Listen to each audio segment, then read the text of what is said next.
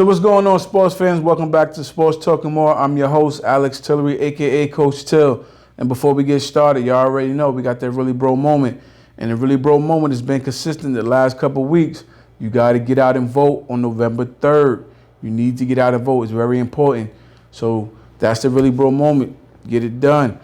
Want to shout out to my breast cancer survivors. Today I'm wearing my pink for my breast cancer survivors. So shout out to all the people that survived and people that's going out there supporting doing the walks and stuff like that. I did a walk last week for breast cancer. So, shout out to them as well. And today we got a guest on the show. It's my young boy right here. Each month or, each couple of weeks I'm going to bring on a young, successful black African-American person. I ain't going to say a man. I'm going to just say a person because I might bring a female on.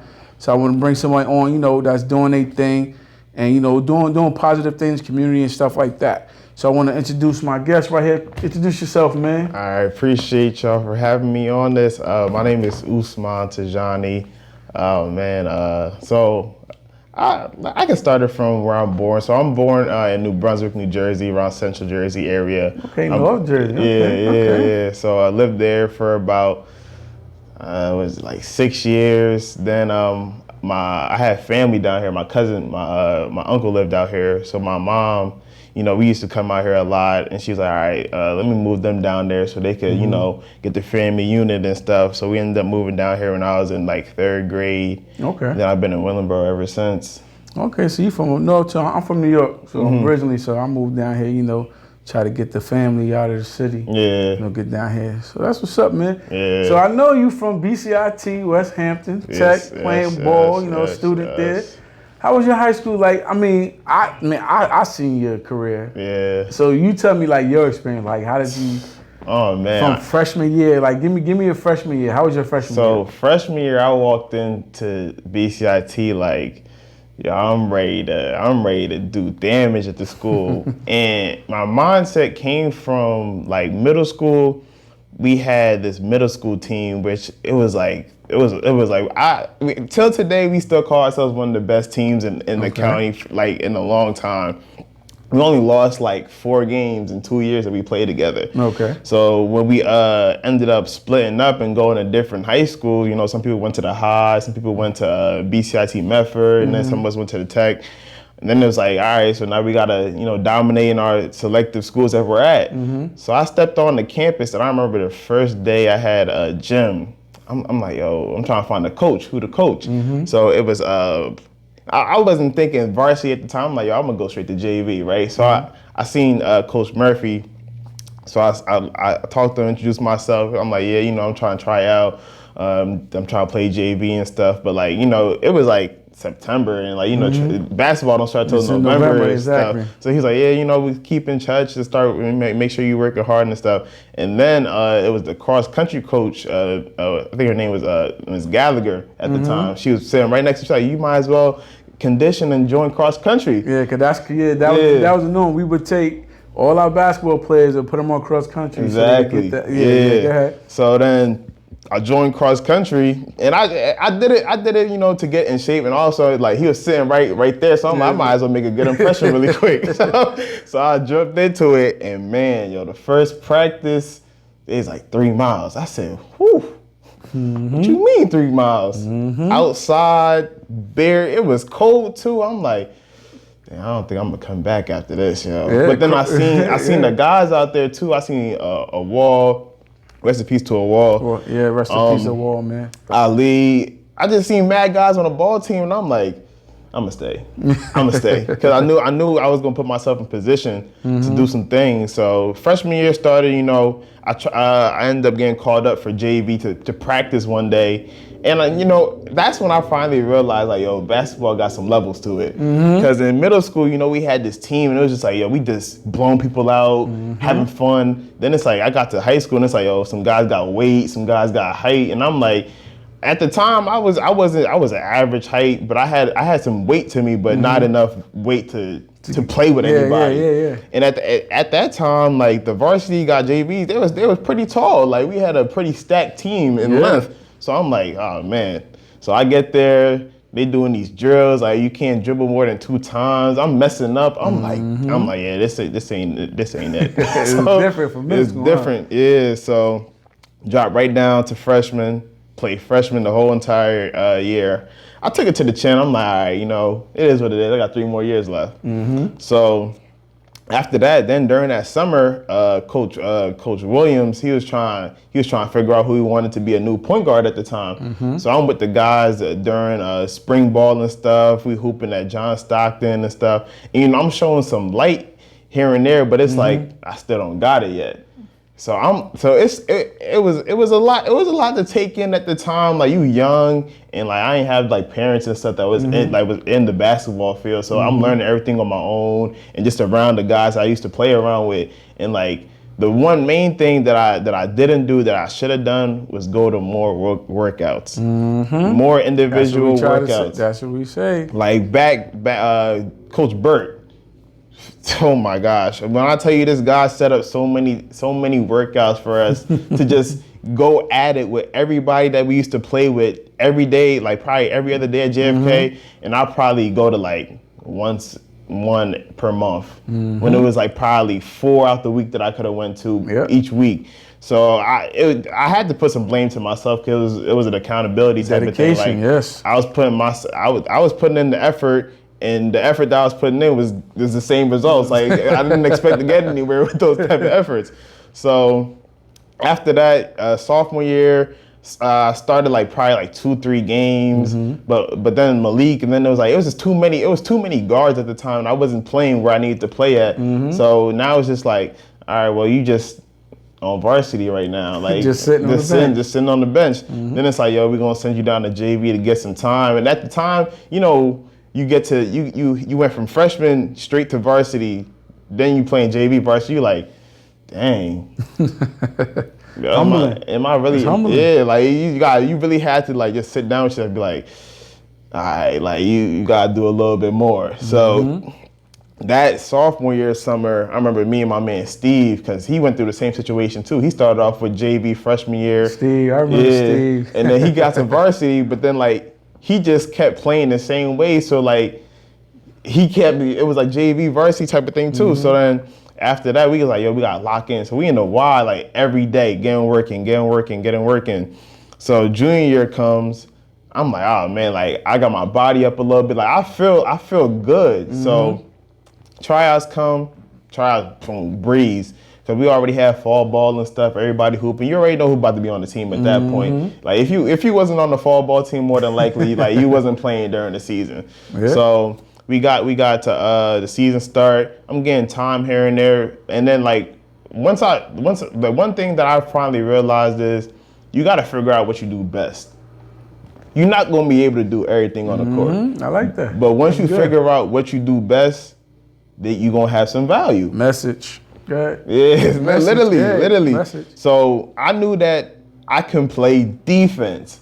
Like I'm saying, like whoever the nicest person on the team is, it's lockup time. Like, and it proves value because like if none of the guys is gonna stop him, you the only person stopping him, you gonna get on the court. Exactly. You gonna get on the court. So exactly. I was the boxing 1 guy, the triangle and 2 guy. Whoever you needed that was a superstar on the team, I'm sticking him. So, and then after that, you know, I'm just playing that defensive role. Everybody, you know, when I check in, it's like, oh, he about to lock somebody up. Like, so I was cool with that. But then I was like, I was losing time because the defense was there, but still, when you get on the offensive side, it's like I'm the weakest link. So I felt like, all right, I got to figure something out. And then like during that time, like, I thought I had enough talent to play against the guys that we was playing with, but I was probably like, at that time, junior year, I was like the 3rd string guard. And like, at a point, I'm just like, I thought, I took it to the chin freshman, sophomore year, but then junior year, I'm like, yo, I think I could hoop now. Like, something like, what's up? So I had conversations with Coach Mike, and you know, it's like, telling me what I'm supposed to do and stuff. And then, you know, just bumped heads and stuff. And then at a point, I'm just like, all right, I'm just rock out. Whatever the year give me. If I get in, I get in. If I don't, I don't. So I just became that guy, you know, play defense here and there. Then if if we losing by a lot, I'm that 5 that you check in to go get the garbage minutes. But sometimes you show light in those 2 minutes. Oh, yeah. You get a couple buckets here and there, they might throw you in the next game. So, I took advantage of that. And then that summer, like, I'm working hard. Everybody like, yo, Coach Mike got fired or he left or whatever the case may be. I'm like, oh, it's free game. So, and at that time, like the guards that was behind, they had transferred. One person went there, one person went there, thinking that we was gonna have the same coach. Because a lot of things, it was like coach and player type of thing. Like, some people didn't agree with what the coaches were saying. Some players didn't, like some coaches didn't agree with what the players were saying too. So it was like a back and forth type of thing. And then guys didn't know like how certain the next season was going to be as far as coaching went. So they went their own route. They took what was best for them. And I feel like at that point, I wasn't really at the point where I thought I was going somewhere with basketball, so I didn't feel like I'm about to transfer somewhere to go hoop. So I'm like, I'm just rock this joint now, I'm at school, I already did 3 years here. I'm not, it's not like it's college or something. So then there's like, oh yeah, we got a new coach.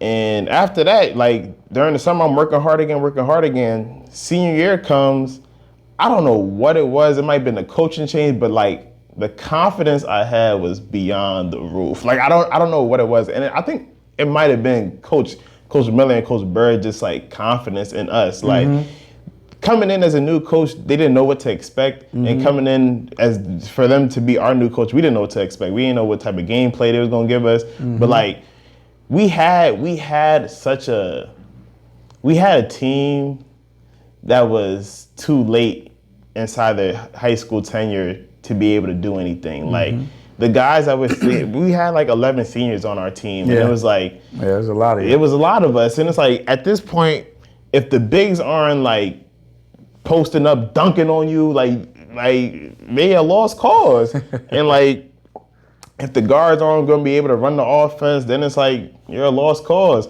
So coming in, like I was the go-to point guard, like everybody else, like I had like the backups that I had, honestly, like they weren't doing enough. So senior year was like my best year. Like I was scoring the ball, playing defense, like the confidence was beyond the roof. And then like my career high was like 17 against TCA or something. But like TCA, every year they was dominant. Yeah, regardless of whatever year it was, they were a solid team. So I think we like the game I had my career high was an away game, and like every time like we was losing the game and stuff, like losing the lead. It was behind a little bit. I'll score a bucket. So it's like keeping us alive. But like I didn't really know how to be that dominant scorer. So I'm just having fun in the moment at that point. So it's like, all right, I'm getting these buckets. I'm gonna keep shooting.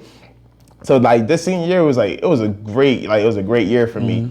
And then I had enough tape to create a nice little highlight tape to start sending out to schools. So that's when I was like, maybe I could go somewhere with this.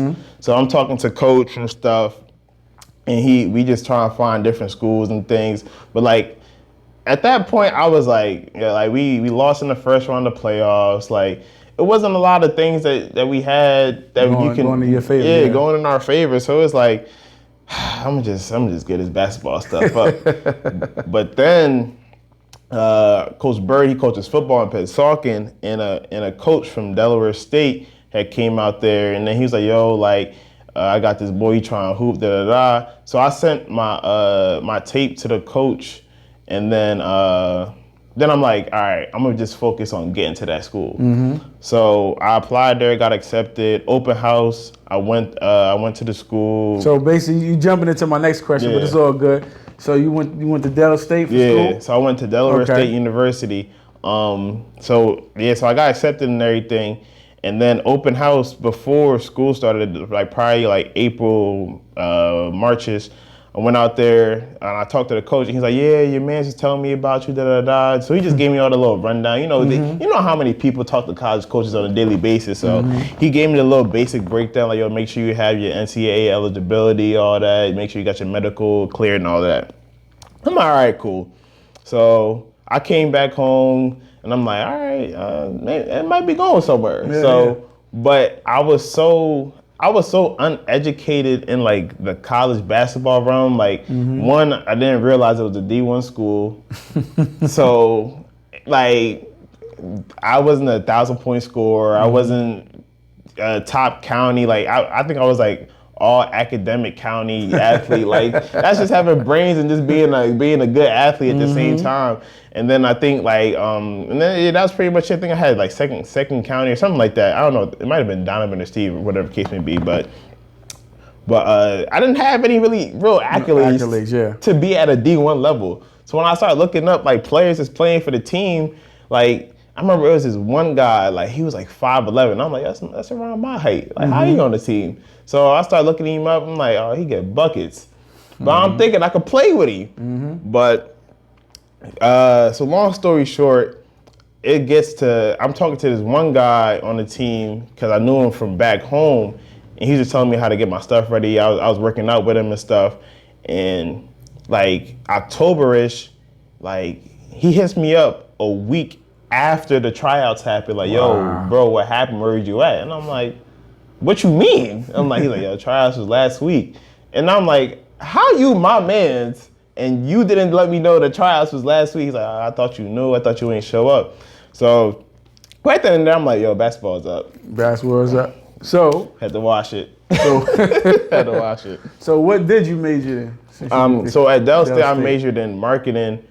Business management, but the concentration was in marketing. Then I had a minor in sports management. So like during my time at Del State, after like forgetting about hooping, it was great. Like I ended up being president of the school for Student Government Association. Ended up being president of an all males org called the God Brothers.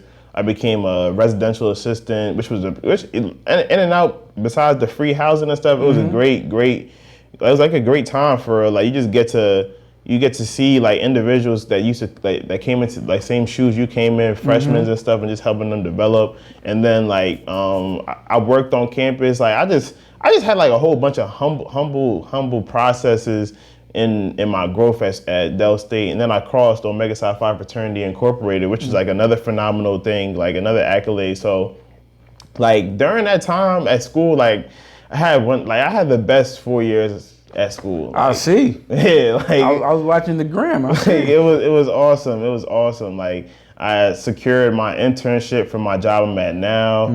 Like it was a great thing, and on top of that, it was HBCU too. Like that's one thing. Like if I don't recommend to anybody, like just try to experience it for 1 year. Like 1 year. Like it's gonna change the way you see. Like now, question since you jumped on that, and you went through the experience.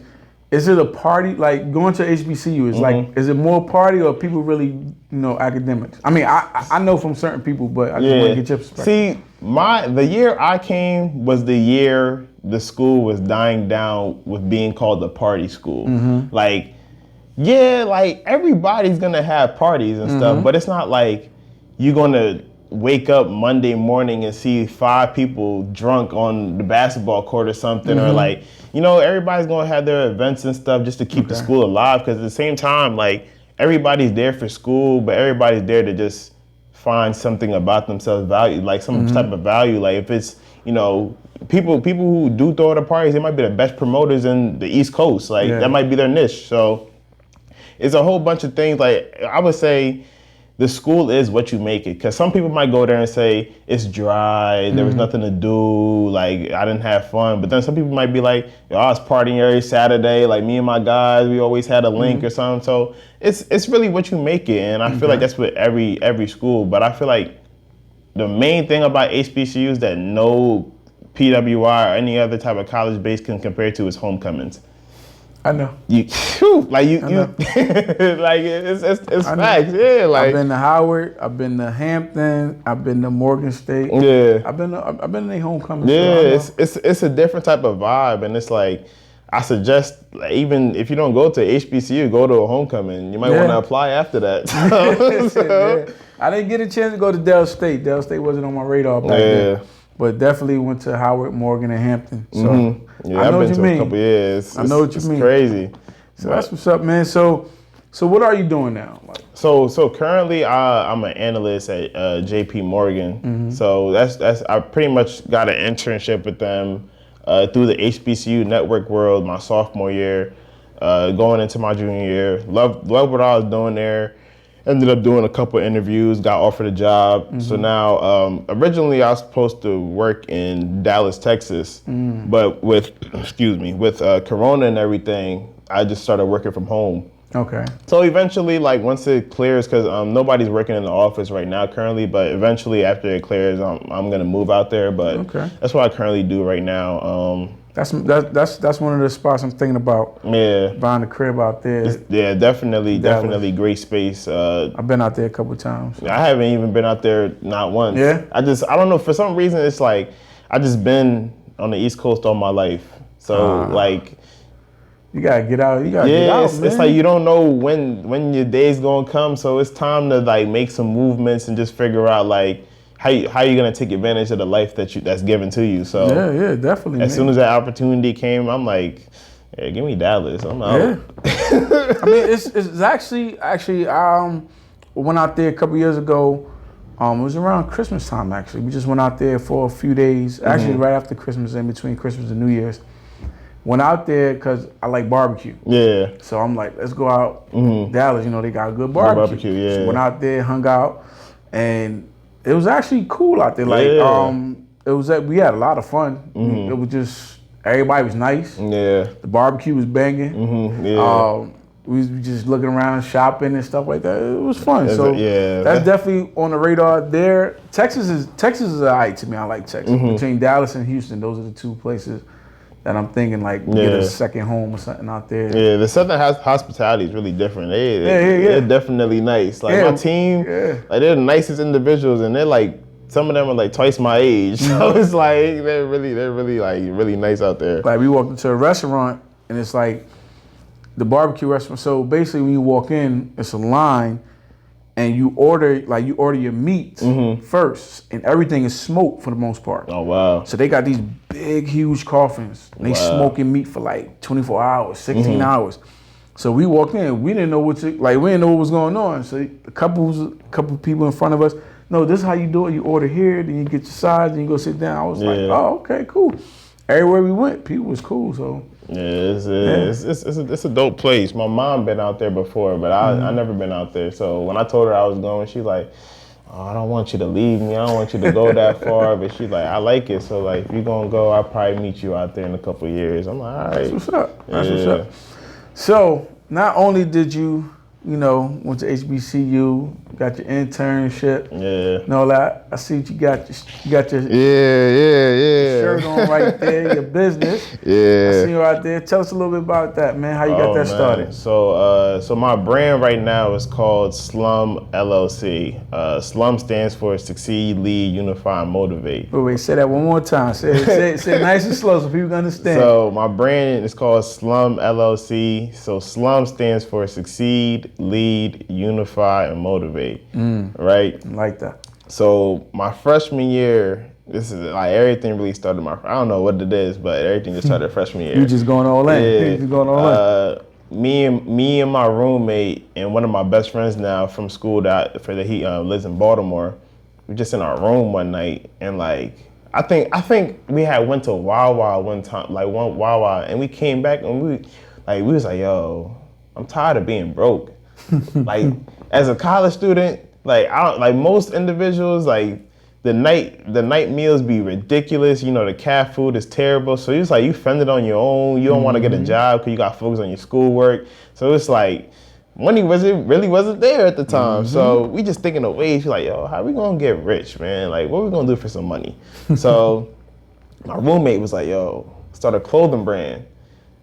Like, clothing brand? Like, what you mean a clothing brand? He like, oh, let's start a clothing brand. I'm like, it don't sound like it don't sound like a bad idea. Yeah. So then we walked to the calf and we just thinking of names. So I don't know how it came about, but like my friend from Baltimore, he was throwing some names out. Then my roommate was like, yo, Slum City. Slum City? Like, what you mean Slum City? He's like, yo, Slum City, like, for me, everybody come from the slums, we in the city. And then somebody's like worldwide. And they was like, why worldwide? And they're like, because we want to be known worldwide, right? So we put it all together, like Slum City Worldwide. Got a nice little ring to it. All right. So then we get on our computers. We start building up designs and stuff. So we made like 3 different shirts. They come in, and then at the time, that's when Snapchat was really booming at the time. So we just posted on Snapchat. We send it out to everybody, all of our friends list. Man, people replying back, yo, them Jones hard. How much? How much? We like, oh, okay, we on to something now. So we got a couple shirts in and stuff, and then we push them out, and then after that, it's like, well, what's next? Like, you know, we 18, 19 years old. We don't know how to run a business. You know, they never really taught us how to run businesses and stuff. So, you know, we the uneducated try and get educated at this point. So we just working on trying to get new designs out and stuff, trying to get artists to wear our stuff. They talking about $500 to $1,000 for shirt promo. We like, what? We don't even got that much to get new clothes. Yeah. So during that summer, we kind of try to get like professional with things, like as far as like just, you know, keeping track of how much we spending, maybe working on different designs and stuff. And then at that point you can see like everybody wasn't really with just trying to get it building it up. So like one person went that way, another person just stopped, then I went my way.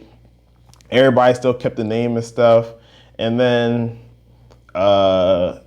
after that, I just took a year off. I'm like, yo, I don't know what I'm doing right now. So I just started researching, like, yo, how to run a business, how to run a clothing brand, like what you need to do, da-da-da. And then after that, I came back home, and another person from BCIT, Sheck, remember Sheck? He got this clothing brand called Astro. Well, it wasn't even clothing, he was doing hats.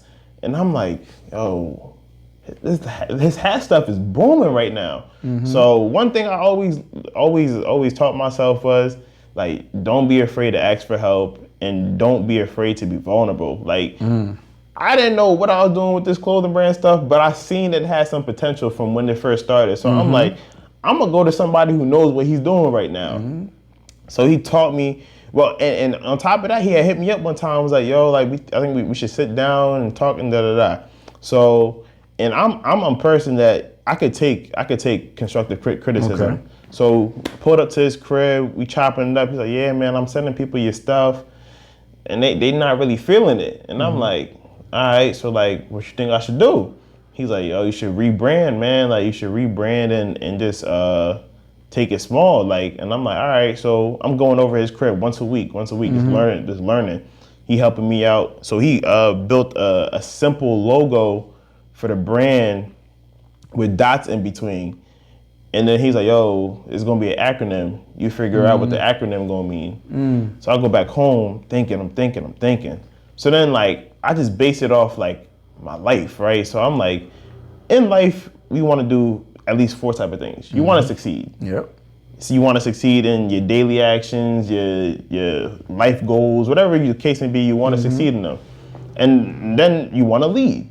You wanna either lead for your siblings, your mother, your parents, the community, whatever the case may be. You want to be a leader, and then you want to show individuals that there doesn't need to be conflict with one another. You want to unite individuals. Like you want to put everybody together, because why beef with each other? Exactly. Like, the beef with each other, like, and especially with everything that's going on in today's society, like a united front is the best front right now. So. And back then, I wasn't even thinking like that, so everything started occurring. I'm like, yo, my brand is really coming to life nowadays. But like back then, I'm just thinking about, like, you know, like, it would be good to try to just unite individuals, and then constant motivation. Like, a lot of people, you don't even know what somebody's going through, and they might see you on Instagram one day, or even see you in person and be like, yo, like, you just gave me some motivation real quick, just based off your actions. Like, so I'm like, came back next week. I'm like, yo, this what Slum gonna mean. He like, yo, I like it. I'm like, all right. So he built the little design, and then after taking a year off, I dropped like sort of like the rebrand on my birthday, and it started booming. I'm like, it's about to go down. So the shirts is going. Then after that, I'm just trying to build different collections throughout the year, and then come senior year, like I put myself in, like, after becoming SGA president, you get the chance to be backstage at homecoming when the artists come. Yeah. I'm like, yo, I'm about to be a marketing genius right now. So I started working with a designer from Philly. His name is Siani. Me and him working together to try and build designs in our head. So I'm telling him what I want in my head, and he just drawing it out, showing me, going back and forth. So I built like probably 2-3 designs before homecoming came, the concert, and we had Stunner for Vegas, The Baby, Megan, and Moneybag Yo. So come to the concert, I bring a hoodie, I bring like 3 shirts, and I get to the concert, they're performing and stuff. So Stunner for Vegas shows up first. He take his shirt off and stuff. I'm like, yo, I'm about to give him my hoodie. He probably cold as hell right now, right? So I'm like, yo, it's about to work. So he get off the stage, he wiping himself out. I'm like, yo, Stunner, here you go. He grabs it, puts it on. I'm like, no way, yo. So we get to the back, everybody taking pictures. They're like, oh, Uzi, he got your hoodie on? I'm like, yeah. So then they took the pictures and stuff. So then I think Megan comes on after. She comes on, go backstage with her. I'm like, yo, I got this shirt. She's like, yo, this joint hot. She take a picture with me with it. I'm like, all right, I'm 2 for 2 right now, 2 for 2. So the Baby come on, and I forgot what happened to the shirt that I put it on the DJ stand, but it disappeared. So after he was done performing, like he went back into his Sprinter. So I thought he was leaving. I'm like, nah, I gotta get this picture. So I had a shirt on, right? So finally he gets out his Sprinter after like 15-30 minutes. He's like, I'm only taking 1 picture. I took my shirt right off. I'm like, yo, The Baby, this for you right here. He like, oh, this joint hard. Puts it up, he starts smiling. So I'm like, oh man, I'm 3 for 3. I'm 3 for 3. So I dropped the pictures that day. Joint started booming. I get like 1,000 likes. Everybody like, yo, we going crazy. And mad people started buying all those shirts that they seen them rock. So I'm like, yo, this is tough. So then the last person, Moneybag Yo, came later on in the week. I got him. So like, I'm like, I'm 4 for 4 this week, yo. Yeah. So straight marketing technique. It was awesome. And then after that, I'm like, I gotta keep applying pressure. So after that, I just started building sort of like a family unit. Like I grabbed like different individuals from school, back home. Yeah, I was watching. I see all the pictures. You got your crew modeling and stuff like that. Exactly. The best way to do it is with your friends. Why not bring everybody up? So yeah, they want. I mean, not to be funny, but your friends want to be down too. They want to feel like they in something. So bring them along with you. Exactly. So got people to be brand ambassadors. That was dope. That was smart. So then I got my one of my sisters that I knew for a long time back home. I'm like, yo, she's like, yo, I'm trying to get involved. I'm like, all right. So she invested in the company and stuff. And then she became like the content director. So she building all the content for like designs and stuff. Then I was able to build a relationship with individuals from school. So one of my mans, he good with social media. So I'm like, yo, invest in my business. In return, you can become this the social media publicist that I handle all social media. And you know, after the first year, you're gonna be making this amount of money per month. He's like, all right, I'm down. So it was like you give me something, I give you something. That's and then smart. I started building I started learning how to run a business. Yeah. So then after that, the designer I've been working with, I'm like, yo, at first it was like hey, I'm trying to work on this. All right, I'll get back to you. Back to you. But then it's like, yo, I'm trying to put money in your pocket now. Let's sit down and talk about something. All right, what you need? Yeah, So, money talks. So I'm like, all right, I'm gonna put you on it. Like let's do a 6-month contract. So now I'm just like, I'm building pieces together, and then like, everything just started flowing. So as of right now, like, I haven't made under $1,000 yet in the last probably 18 months. That's what's right? up. And that's just from a clothing brand that I started with 3 friends from a college campus. Now, well, look at Facebook. Where Facebook started at? College campus. So right? a lot of the great ideas start right? there. So and it's like it hasn't even reached its potential yet. So it's like just building this unit and building individuals that got faith.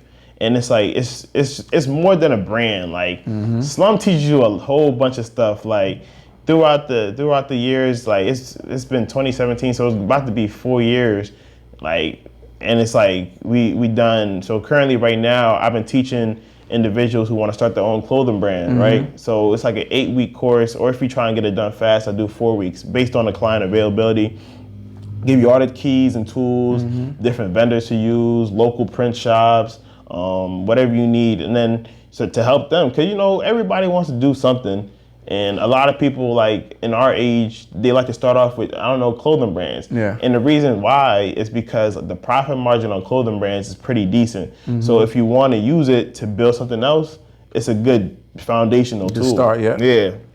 So after that, I'm teaching people how to do that. Then we working on like developing like a scholarship to give students as we build like more funds.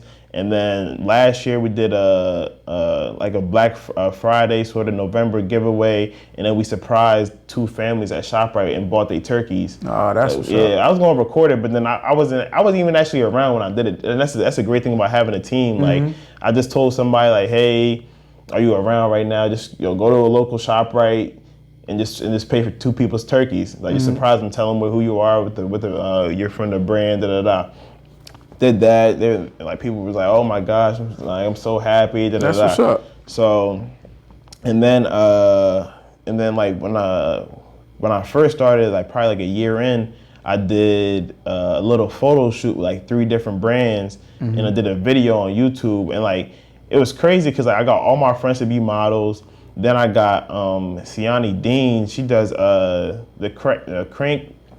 granny rolls. You know how I'm talking about. She went to the tech. Yeah, like this when she was just starting. Now she done blew up a little bit. Yeah. So I got her food. I got her in the video a little bit too. And it's like then my mans who did like photography and videography, got him on his like first little thing. It's like I was able to do all this, and it's like it's crazy just to see how things just played out. And it's like now it's just like all the pieces came in place. So now I'm just like at this point just trying to stay consistent, still provide quality content, trying to collaborate with different brands and stuff, and then like just try to expand off of just the clothing. In the future, like I'm looking to, like we working on trying to do a summer shootout, which is like, just to promote like the decrease in gun violence. It was like a certain period of time where a lot of people was just like, it was getting shot or people were shooting. Yeah. Like it was a lot going on. So like we just wanted to do a little like shootout with not to cut you off, but I just wanted to highlight that, man. How old are you?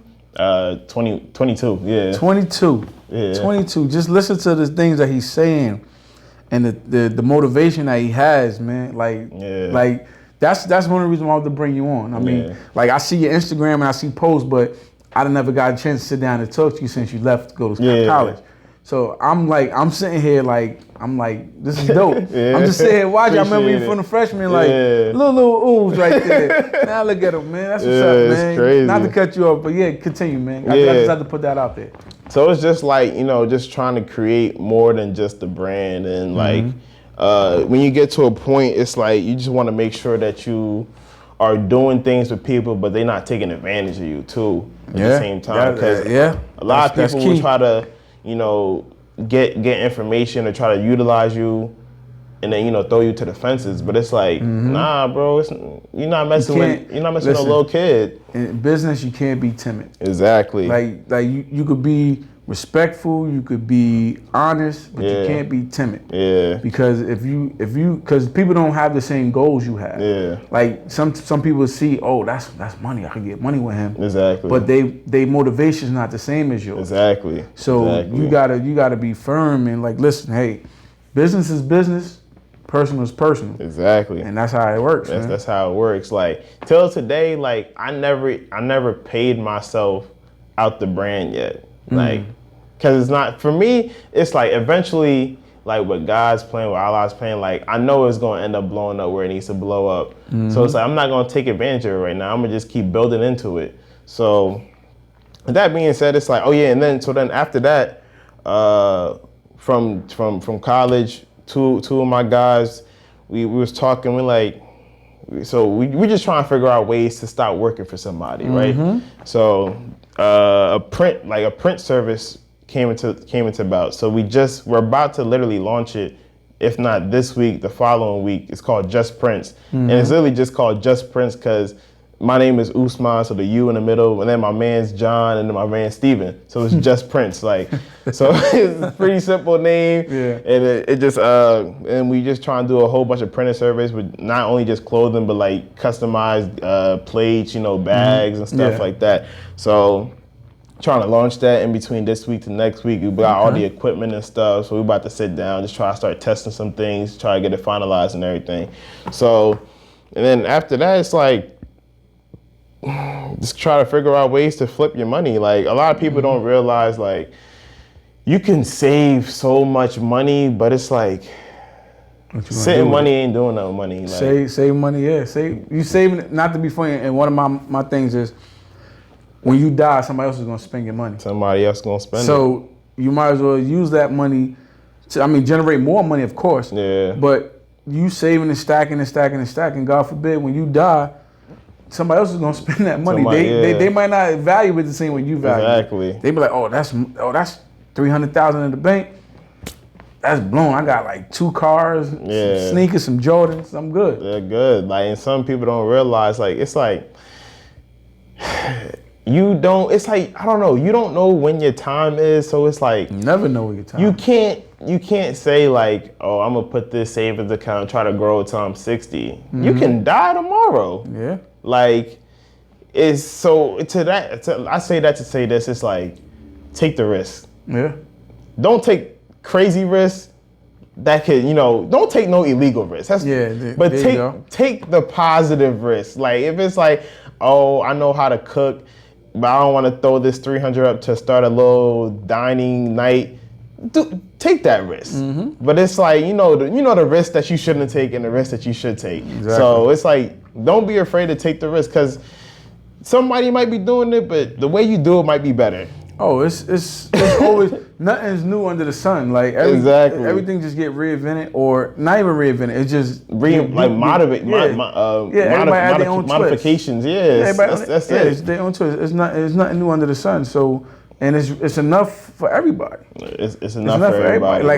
When you was telling me what you do in your hobby. Yeah. You say you do investment. Yeah. So you do real estate investment. Real estate is like where I'm trying to go. Okay. Right now it's just like stocks, like major stocks. Okay, like, got you. Like it took me like probably like, so I've been doing stocks when I was younger, but it was just like, all right, I'm taking like $5, I'm gonna throw into this stock. I didn't really understand, like, that's not really, like, of course when the stock goes up, but when like, for instance, like if I try to buy $5 of Apple stock right now, that's probably, I think it's like $119 the last time I checked this morning. If it goes up, it's only gonna go up for me like 30 cents compared to the actual $1, $2, and $3. So when I was younger, I'm just thinking like, I'm gonna throw this money there, I'm gonna throw this money there. I didn't really learn. So, and that's why you gotta just take those risks. You figure out like, all right, this is how you're supposed to do it. This is how you're supposed to do it. So then right now I started trading on Robinhood really heavily. That's funny. A few people keep telling me about that. I haven't got into it yet, but a few people tell me about it. I started doing a whole bunch of like trade options and learning how to read charts and stuff, and like just trying to flip the money that I have in my savings, because like my thing is, it's like, I can save, but it's like, after I save, then what? Yeah. Then what? You gonna spend it on something. Yeah. So like, it's like, why not just keep flipping it? Something that's gonna flip, Keep spending on flipping. So like, my end goal is to enter like the real estate, like either, starting off with like just one crib and just, renting it out. My thing is, for me, I think I wanna figure out a way to like eliminate homelessness in certain areas. Okay. So like I don't want to, like when I first start off, I want to build like a little house where, I'm paying for it, but like if somebody's homeless, like, you can live here, right? But you gotta get a job. But you got a home now, so you can't complain and say like you don't got nowhere to live, sleep, take a shower, and nothing be clean. So whatever you bring it in, I'm not about to take your whole check. But give me $50 or something. Like start building, and then while you saving up that money, you got a home. You got a bed to sleep at. You got heat. You got water. You got all that. At $50, you can't beat that anywhere. You can't beat that anywhere. And then like, then it just comes down to, just trying to supervise them properly, you know, because I don't want just one person, maybe like 4 people, 5 people to live in there, depending on how big the crib is, and then it's like, you know, you get $50 from 4 people, that's like $200 right there. And then eventually, you know, the crib gets paid off and you're just recycling that. And then the end goal is for them to get situated on their feet. They bounce out, somebody else come in, like a revolving door. So then eventually, like, I want to get into, you know, flipping houses for money and stuff. But it's like, it's just so many ways to just get money. At the end of the day, and I feel like I don't really do things for money, but I know that you have to, like, in order to reach the freedom that you want to reach in life, you need money to do it. Yeah. So you're going to figure out ways that you like, for things you like to do, that also get you money. Yeah. So it's just that simple. So if you're interested in it, then it's gonna keep your interest, and you're gonna put more effort into it. And you're going to find ways to make money out of it. Simple. It's just that simple. Like, yeah, and that's like, besides that, like, working out, I haven't been in the gym in a minute. Like, probably the last time I was in the gym heavily was probably at school before I graduated, like right before spring break. It's not even I was trying to get my body right. I was just working, like, I don't know. I had a nice little schedule at school where, you know, I was getting to the gym like probably 2 times a day, probably like early in the morning and sometime in the afternoon to hoop with the guys. And, like, you know, you just feel good when you're working out. So after that, after Corona happened, then it's like you just staying at home. Gyms is closed. I tried working out the house, but I don't know what it is about home workouts. Nah, don't work, man. It's really different because it's don't like really work. You really gotta be motivated. Yeah, you really gotta be working. So then after that, got a bike. Started biking, riding like 7, just like me. 7, 8 miles a day, and then the bike mess up. So I'll take it to the shop. I ain't grabbed it from the shop in like 3 weeks. they text me it's been done, so I gotta go grab that.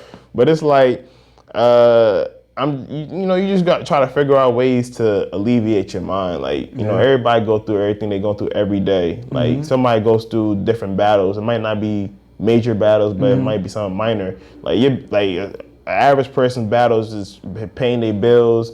If they got kids or things, whatever the case may be, making sure they're straight, making sure themselves are straight. And then, you know, some other people might be, you know, they got locked up, they just got out. So it's like, how you going to change a society after being locked up for so long? You know, some people might lose their parents. Like, how you doing things on your own now? So everybody's facing battles every day, and it's just like, you got to work with your mind to just constantly make it sane. Because if you don't, you're gonna be a lost soul in the world. Like, listen, I'm gonna leave it right there. I was gonna ask you what was your final comments gonna be, but that was dope right there. Yeah. Yo, again, thank you for coming through, bro. I appreciate it. I'm gonna put all your information in the description so I can reach out to him, support this young black man. Yo, he's doing positive things in the community.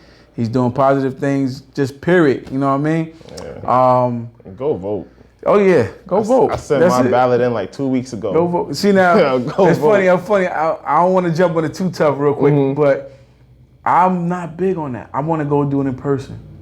Yeah. Because I just got a feeling like they can manipulate that, John. You don't think they can manipulate the buttons too? They probably can, but it's electronic. But I feel I feel better that I actually went in person. I don't know. Sometimes I feel like, so it's like with the mail-in, all right, they could probably lose it. But it was a post office worker a few weeks ago throwing mail in the garbage. But then also whoever's coding the electronic votes. Yeah, that's true. You pick Biden, it's a Trump vote. Yeah, or vice versa. So no, you're right. I mean, listen, we really don't have no control over it. Exactly. I'm just saying, for my personal preference, I feel at the booth. I feel I'd rather walk in, even though I got to stay in line forever. Yeah. Walk in and hit the buttons and go from there. Yeah. But yo, again, thank y'all for rocking out, man. Don't forget to like, comment, and subscribe, man, for the upcoming shows and stuff like that. And I normally have a quote to end the show off, but today I'm just gonna go with Slum, man. Succeed, lead, unify, and motivate. That's it. Sir. Right there. Till next time, people. Thank you.